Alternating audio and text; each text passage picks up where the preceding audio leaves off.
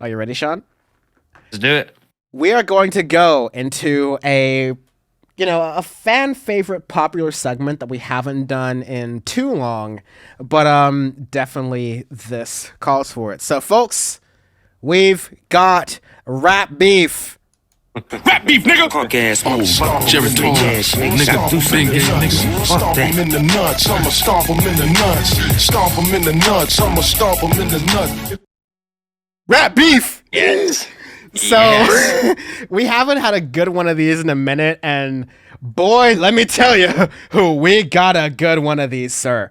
So today on Rap Beef, we have Chris Brown versus Blueface. Now you might be wondering, why are Chris Brown and Blueface potentially beefing? Well, let me tell you why. It's because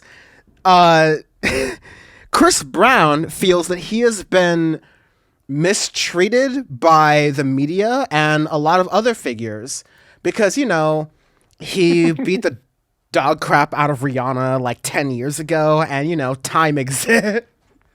Again, I am not condoning any of Chris. I'm doing the direct opposite of condoning Chris Brown's actions here, but I am just saying that this is his response. Hey, in defense of Chris Brown, hypothetically, I was a violent piece of shit 10 years ago. And so rather than people going, okay, this is your past, I'll put it clear right now. I think most people should be able to, and I think in a lot of cancel culture discourse, this is missed, honestly, but I think people should have the space to be able to forgive those who honestly show the effort towards reconciling their behavior and reconciling their actions. If there are musicians or artists or comedians or whatever the hell who have been canceled because of their previous misgressions, to put it in the lightest term possible, I am totally fine for any of those people. Hi, Coral. I'm totally fine for any of those people to repair the harm that they have caused out in the world, but they have to show that, and they have to show that they are being genuine in that and not just doing it for the end goal of being able to book tours and concerts again, right?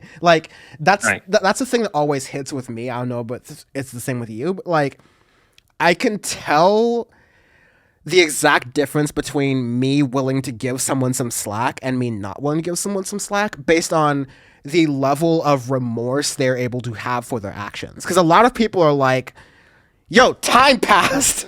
I did nothing else, but time has passed. Therefore, I should be safe. And I think that's where Chris Brown is ultimately coming from here before we get into the meat and potatoes of the story, is that a lot of the work that's the thing. Chris Brown hasn't done a lot of, visible work. Shit. Yeah, he hasn't done visible work, at least in my opinion, to show that not only does he regret beating the dog shit out of Rihanna, as we always say on this podcast, and not to joke about that, but it's a serious thing that a lot of people just completely miss and forget.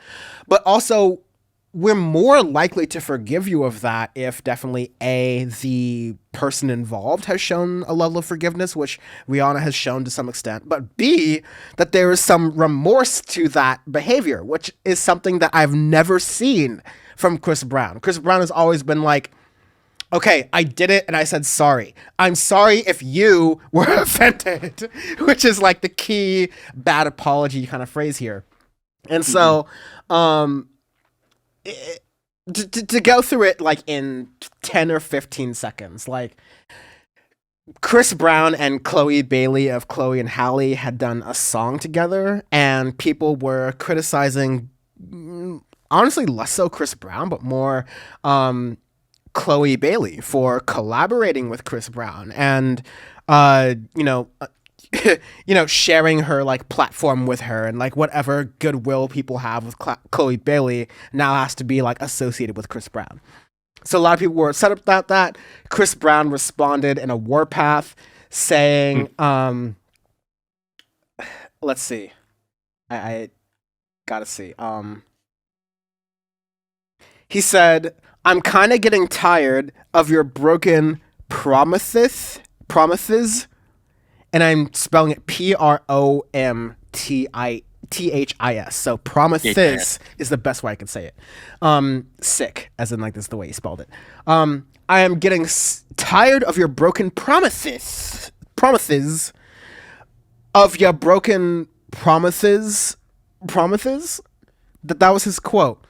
I am getting tired of your broken promises. Of your broken promises. So he might have been a little bit, lost in the sauce there a little bit. But he said on his Instagram story, obviously you are at a point in your life where you are either broke or broken. The fact that you have to speak negatively about me makes you look so lame. Your life and career must suck right now. He continued by saying, minding your business would have been best, but I guess you don't have a business or a real job that makes you financially stable. I feel more embarrassed for you and your actual maturity. She shared another meme of Williams, who was Kylie Williams, who was one of the Cheetah Girls who accused him of being a woman abuser. Of course, the Cheetah Girls is like one of the people that have been like prominent in the music space, at least in the 2000s. And he continued by saying, he showed a video of Williams dancing, and Chris Brown wrote over it, "Whack as fuck, choo choo, Miss Amtrak," which is implying a lot of things about her past relationships that I'm not gonna touch on this podcast. And I see you, Sean. We're both like,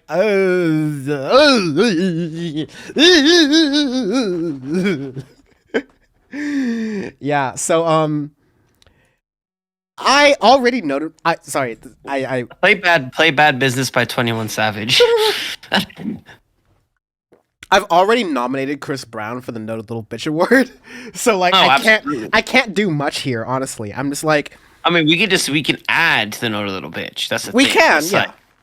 Like, it's like you just add to the charges. It's like aggravated assault in the second degree, attempted robbery and just keep adding to it.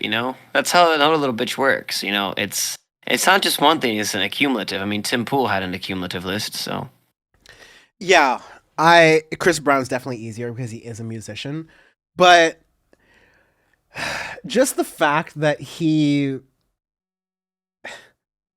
So I gotta also get to this.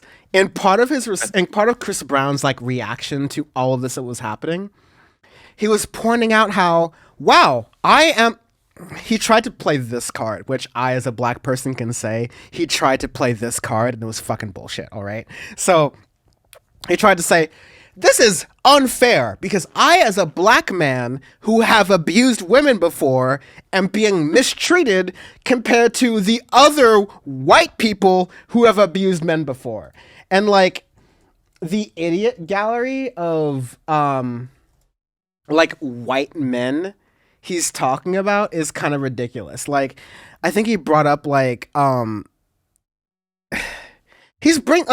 the point in this was like he's bringing up like the oldest dudes possible, right? Like he's like, yeah, right, yeah. Let me see if I have this, but like he was bringing up like Mel Gibson and like a bunch of other like white, like sure, yeah, they are absolutely abusers. I'm not gonna like discredit that, but like these are people who are mostly irrelevant from like pop culture currently. So like again, Sean, I'll let you speak here, but like. If Chris Brown is trying to make the argument that he is getting unfair treatment compared to other people who have been, I'll say it, other white people who have been, who have had transgressions in the public, I don't get it because all the white people he's talking about like have been properly ostracized for their actions. Like, yeah, exactly. like these people don't have careers. Yeah, exactly. But people are still doing music with you when you beat the dog shit out of Rihanna. Like, there's no two ways about it, dude. Like, sorry, I don't care who you are. If you do that, it's game over. So, and the fact that it's just He's just trying to play a pity card and stuff, and he looks really weak doing it. It's hilarious as well, to the fact that he does that. But yeah, and then Blueface gets fun with it. Yeah, I'm gonna get to the Blueface thing in a moment, but yeah, he drops a bunch of like white celebrities who have like been accused of, you know, abusing people. And I think the annoying thing is about that is that like, yeah, this podcast needs to grow, because if Chris Brown were responding to Audioface, he wouldn't be able to say that like, oh, y'all are okay with this person or y'all are okay with that person, and like Chris Brown's trying to make it a racial thing, like as though music media is biased towards white people. And like, okay, sure, a lot of media in general is like that's a broad thing, sure, but like even in these examples, like I don't think like Mel Gibson and a lot of other like white folks you've mentioned. Like, I mean, you could say Marilyn Manson is another one, but like he's been ostracized a lot of shit, right? Yeah, like Marilyn Manson and Chris Brown get booked around the same amount, which is to say like more than they should be considering their past and their history. But like that's the fucking point. They still have a crowd and they still have an audience. Like. Again, not to make this too Power Report or Dan from the internet, but cancel culture doesn't exist. It's like, that's the thing I've been screaming from the rooftops for the past, like, 3 or 4 years, that cancel culture does not exist except to perpetuate a right-wing media ecosystem. And so, like, I sent Sean this the other day of like a woman who was parodying, like, it sounds like, if you didn't understand it properly, like she was really defending Louis C.K. But she was like, I can't believe that we are canceling all of these comedians for just saying what they said. And yeah, they did bad things in the past, like, but she's doing this TikTok behind a Broadway, New York City, Manhattan billboard of Louis C.K. selling out one of his shows in the year of our Lord 2023, and saying like, I think it's really unfair that comedians are getting canceled. Cancel culture doesn't exist. All right, if it was, he wouldn't have gotten fucking MSG. Like, come on, dude. Yeah, like Louis C.K. is chilling today, and maybe you think that's fine, maybe you think that's not. Honestly, I'm not gonna debate that right now because I think it's pretty clear where I stand from the internet stand on a lot of these things. But like, if cancel culture existed, Louis C.K. would not be on billboards. Louis C.K. would not be on billboards and be able to advertise that he has sold out shows in New York City. All right? So if cancel culture exists for like smaller people, I'm willing to concede that. But again, it's on behalf of the tech companies and it mostly impacts the left. But if cancel culture as a term, as a phrase, as an idea didn't exist, then right-wingers would not have much to talk about and they would lose money very quickly. And then bring it back to music with Chris Brown, like, it's because right-wingers have created this space for grievance to cancel culture, they have created this space for actual abusers like Chris Brown to be able to justify their past behaviors and say, listen, why are you still talking about this? This was so long ago. This was so fine. When, like, honestly, I will say it. Like, I am willing to give Chris Brown an apology. Just like in the same way I'm willing to give, who's that, like, short black comedian who's, like, literally, like, a short person? Like, I forget, Kevin Hart, right? Like, Kevin Hart said some shit that was like cancelable a while ago, right? And he constantly complains that people are still bringing this shit up. People would not bring it up if you showed reparative justice. If you showed that you have actually learned a fucking single thing from the reason why people were upset. And I'm sorry, Sean, could put you in this position, but like, I'm ranting here. The reason Chris Brown has not been accepted and the reason people are still pissed with Chris Brown is because more than the fact that he has shown resentment for the actions that he did that were made public, never mind the actions that he might have done that are private, But the fact that he's like, okay, I admitted it. Rihanna says she's okay with it. Fucking let me move on. As opposed to him saying, I am a better person. Because we see no fucking growth here. We don't see that this person saw what he did and saw that it was wrong and saw it was like, oh, I should change my behavior. Instead, we see someone who is like, damn, shit has passed. So, like, you should just forgive me regardless of what I've done. Which is a fucking pathetic analysis of culture and media and how it goes on. Sorry for ranting. Yeah, I mean, exactly. That's the thing. It's just he's not learning from his actions, his behavior. So, yeah, I just wish he would.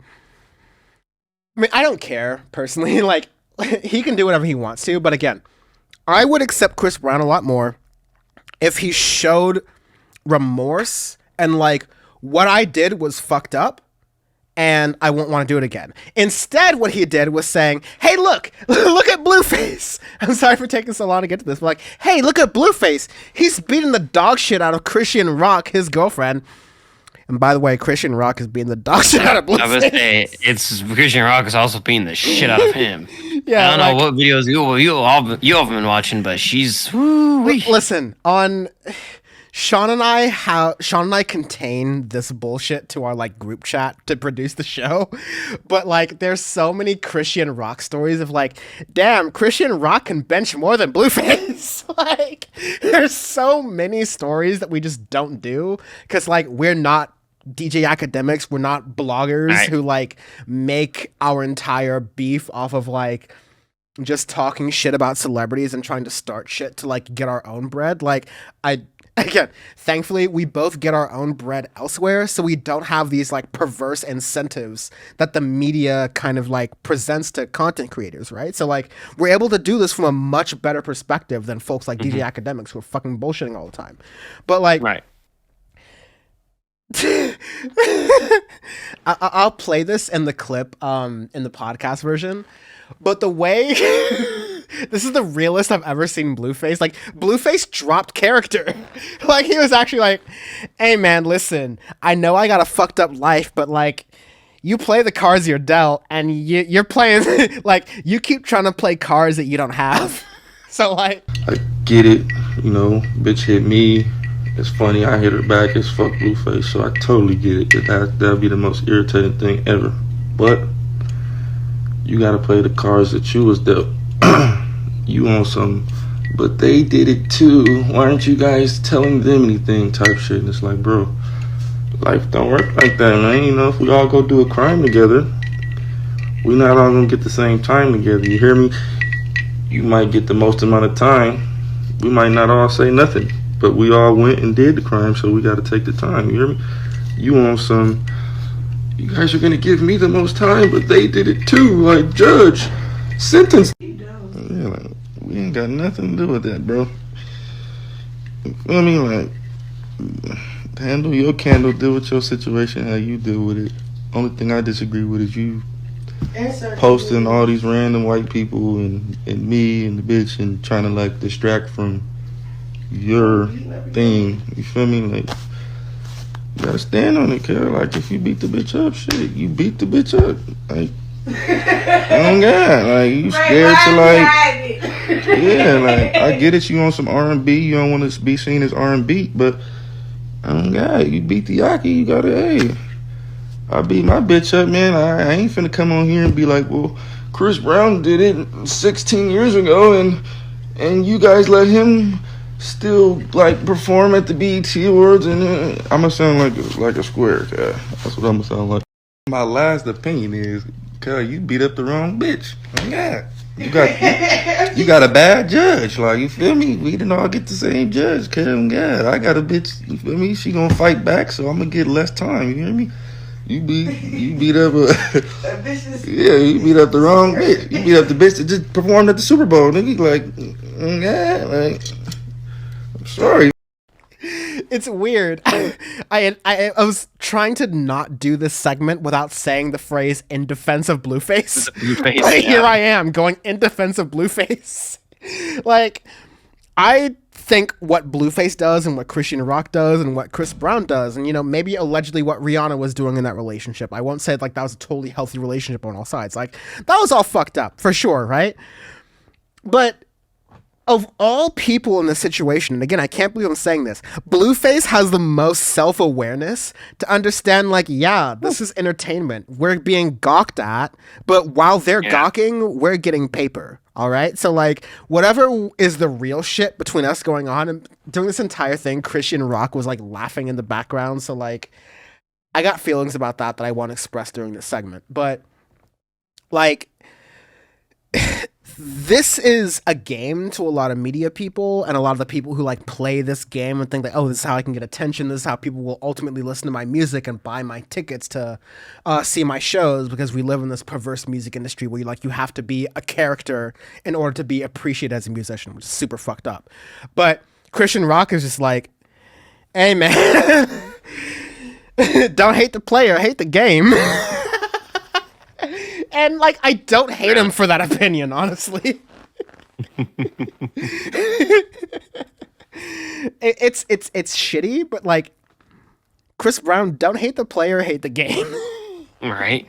And it comes back to my original analysis. If Chris Brown or, if Chris Brown doesn't have the ability to analyze the existence that he exists in, like, to understand where he is in this entire perspective, then, like, fuck him. Like, he deserves exactly what's coming to him. But I will be on the side of, let's let Chris Brown go. Let's let him, move past this experience in his life that he may want to regret. Totally, once he shows some fucking remorse.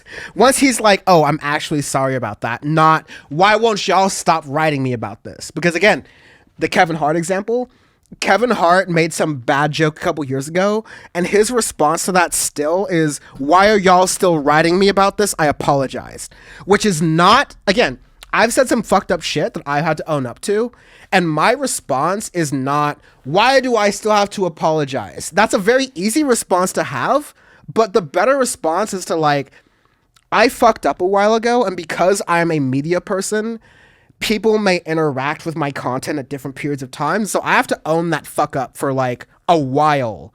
And hopefully through my future content, like the rest of the content I'm creating, makes up for that fuck up. The fact that like I'm showing like I am representing for these communities that I previously misunderstood or poorly like conveyed to an audience, right? Like I am doing work to make amends for the fuck-ups that I have done. Chris Brown Dan, and a lot of other people haven't done that. Dan, at least you're not beating the shit out of Rihanna, so... I can safely say, like, again, as a man during the Me Too movement, I have had to come, like, to terms with a lot of interactions I've had with women to like make sure they are like kosher and safe, all right? I can safely say I never beat the dog shit out of like any fucking person. I can safely say I've never like laid hands on a woman like that, like beat her and bruise her to that degree, right? So like even that position of like a male feminist, as much as I cringe at the term, like understanding their place in this fucked up society. Never have I done something like that, and never have I said, oh fuck, me beating the dog shit out of a person was 10 years ago, can you please forgive me? Such horseshit. I'm done. Like, it's just such horseshit. And thankfully, I nominated Chris Brown for the Noted Little Bitch Award. This definitely would have gotten it for him, but he somehow did it earlier on the Robert Glasper thing. On Robert Glasper alone, he gets the Noted Little Bitch, but this is like... It's like... I've been wanting to give Drake the Noted Little Bitch for so long, and Chris Brown already this year is edging him out. Chris Brown is the favorite for Noted Little Bitch, very easily. Absolutely. Not only that, he is such a piece of shit. Like, yeah, I'm cooling myself down now. I'm sorry. Moving on. Moving on.